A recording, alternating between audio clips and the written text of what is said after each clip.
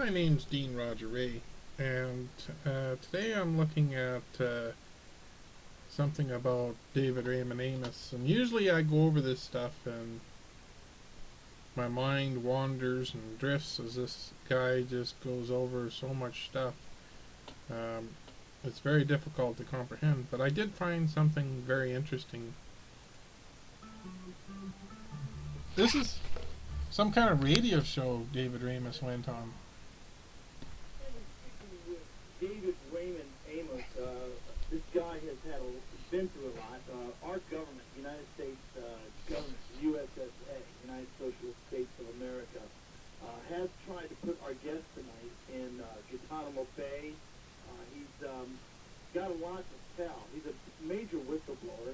He's got a lot to share about the Madoff, Arlen Specter. He's going to be giving his insight on that, as well as Elliot Spitzer and other crimes that our government has been involved in and continues to be involved in. David Raymond Amos, welcome to the show tonight. Thank you, sir. Good day, folks.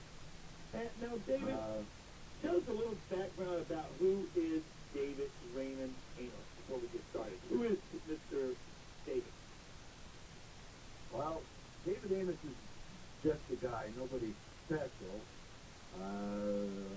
My forte is I'm a really good bike mechanic. At one time I was anyway, so much so that the RCMP used to hire me as an expert witness for my knowledge of motorcycles, where I testified at a corner inquiry or I would inspect bikes or stuff like that.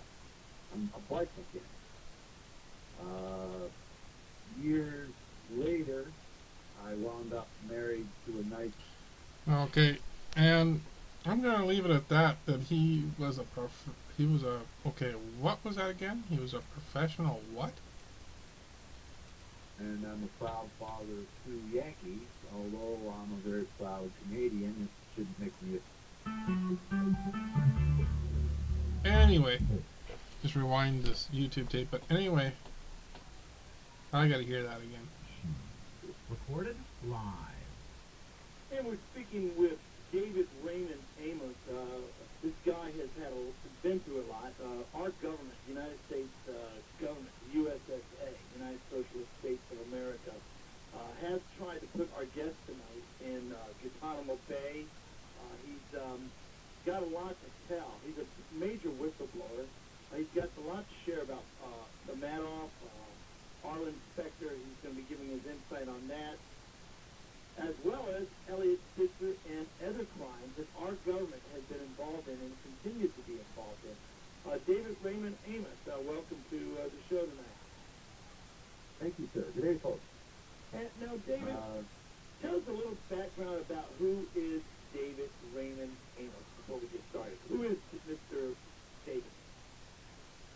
Well, David Amos is just a guy, nobody special. My forte is I'm a really good bike mechanic. At one time I was anyway, so much so that the RCMP used to hire me as an expert witness for my knowledge of motorcycles, where I testified at a coroner's inquiry or I would inspect bikes or stuff like that. I'm a bike mechanic. Okay, so here's a bike mechanic that testifies for bikes. Do you guys believe that? Do you really believe that? Like, seriously, folks. The material in this site, absolutely ridiculous. And one of the deals that, like, here, I'll just bring it up, is, okay, this,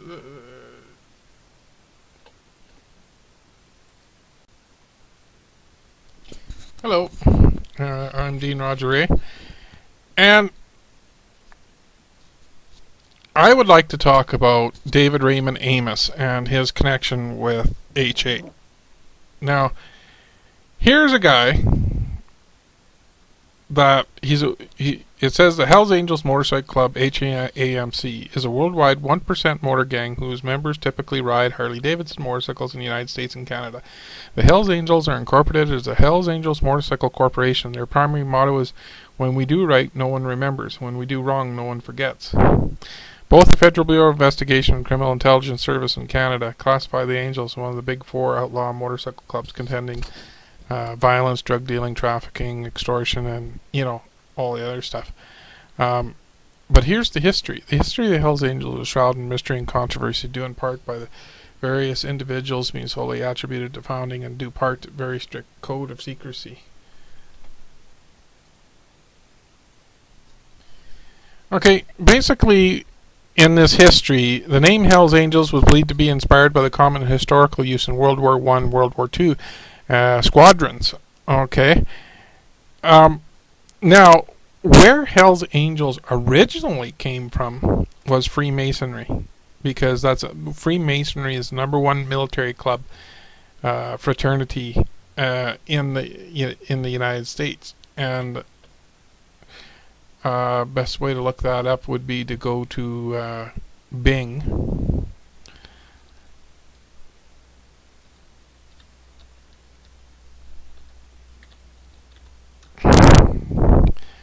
At one time I could use Hells Angels. I could type in Hells Angels and type in Freemasonry, and I could get a match. Let's see if I still can. I don't know if they've blocked that or not from searches, but we'll try it and simplify things.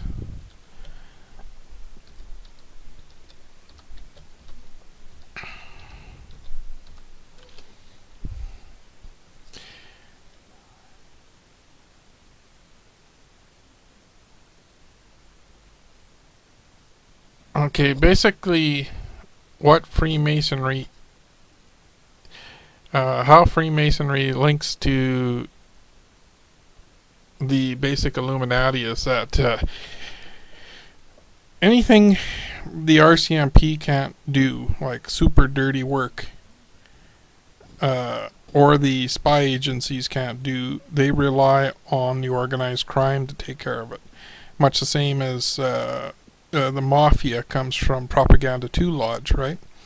And it's the same as Hells Angels coming from... Now, David Raymond Amos is a link between Hells Angels and the RCMP. Now, I mean, I'm having a hard time finding these links again, but it's been... they're trying to distance themselves now, so there's not much information. I used to find lots, but when I look up Freemasonry and RCMP, though, okay, you get a lot of stuff. You get Freemasonry Watch, Brother Harper, RCMP appointed an editorial for Taser comment. Or, you get a lot of the people, sanctioned killers.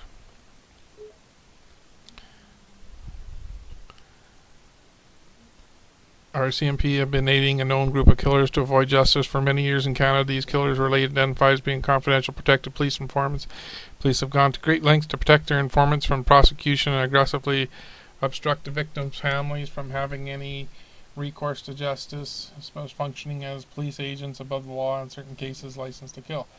Little about law governing these untouchables is known, little ever disclosed by the RCMP. In most cases, Canadian laws will prohibit you from knowing or media from publishing identifiers of these informants.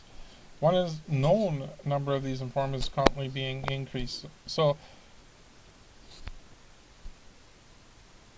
basically, what I'm getting at is there is a very direct link between Amos, RCMP, and Freemasonry. And Amos did go in and he tried to destroy Byron Pryor, and Byron Pryor's not too happy about that. And if you look at his channel, he's got posted on his thing, he's got where he talked to Byron Pryor, yet Byron Pryor hasn't logged in the last 4 weeks. So that's a big joke. I mean, this guy is a total joke, but if it was funny, it would be a joke. The sad part is that he's helping us become slaves.